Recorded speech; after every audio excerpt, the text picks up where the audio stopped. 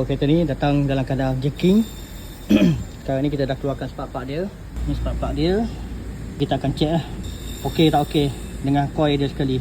Ada leaking ke, misfire ke apa ke, kita akan check nanti lah. So biasa kereta jacking ni TGR dia, throttle body, tu masalah utama lah. Kadang-kadang minyak gearbox lama tak servis pun boleh jadi juga lah. Throttle body kotor ke. Okay. So nanti kita check spark plug spark plug dia dengan coil dia. Ini kotak nomor 1.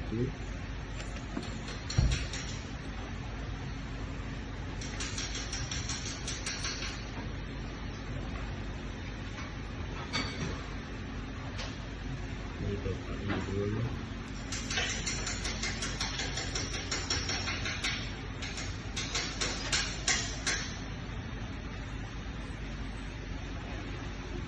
Kotak nombor 3.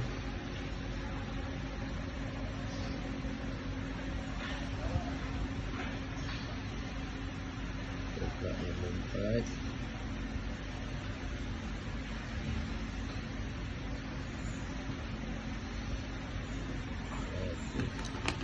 So dah check coil tak ada masalah. Kita nak masukkan plug dia.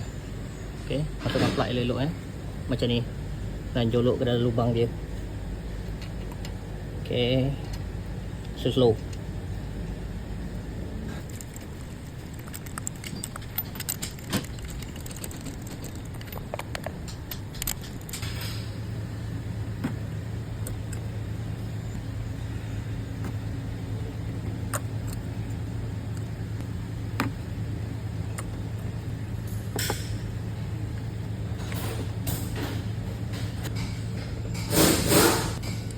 Ya. Kita kena kari tu. Okey, pasanglah soket-soket dia semua. Dah settle.